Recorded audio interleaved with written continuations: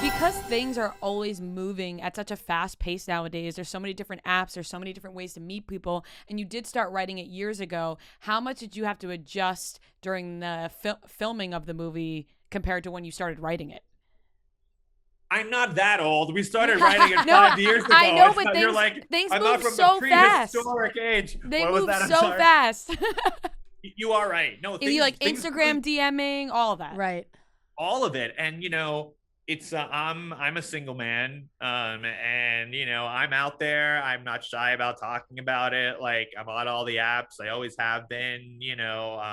I have like my professional world on Instagram, but also like a personal world, like we all do.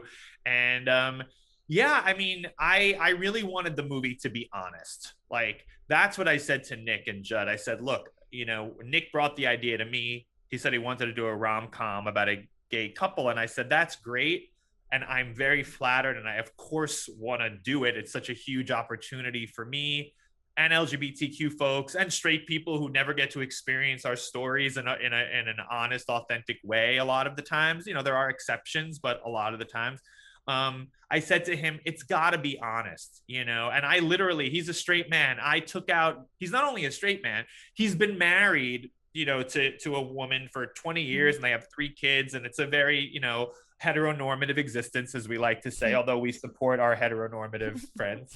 But I pulled out Grindr and I said, Nick, if we're going to do this, you need to know what this is like, right? And because he had never been on the apps. Yeah. I mean, he wouldn't be on Grindr anyway, he's straight, but like, he'd never been on Tinder. He obviously knows what these things are, but it's different to have to deal with it on the day-to-day, and people texting you and then acting like they're in love with you one day, a person you've never met, and then not texting you the next day, and everyone's so passive aggressive, and everyone's looking for like very short-term love and comfort and validation and some quick text exchange, and then 3 days later they've disappeared entirely. You never see them again, and no one wants to commit. Everyone wants the love and affection, but everyone's scared to commit, scared to commit to even going out on a date sometimes, and we deal with that in the movie, like the way me and my boyfriend, played by Luke McFarlane, the way we text each other, all these games we're playing with each other when we're first getting to meet. And there's a lot of comedy in that, but also a lot of reality in that. Yeah. How many apps are you currently on? You said you're on all of them. I'm not on all of them. Okay, so I've been kicked off of Tinder twice, and here's why. That makes it sound like I did something bad, which I didn't. But I think what happened is that people see me on there and they think it's fake. Yeah. Yep. Because I'm in the public eye a bit, and so they think it's someone pretending to be me, so they report it.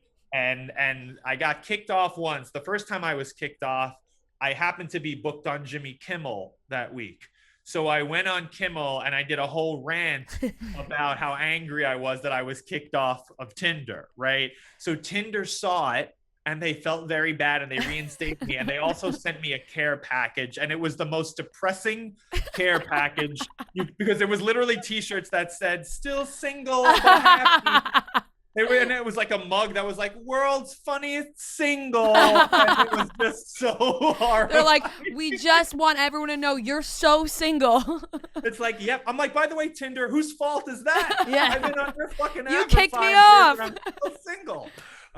And so they put me back on, and then last year sometime, around the time we were filming Bros, actually, I went on to Tinder one day in New York and I was blocked again. So it had happened again, and at that point I just said, fuck it, I'm not dealing with this. That's some bullshit. Although I do understand where people could get confused and think they're helping you out.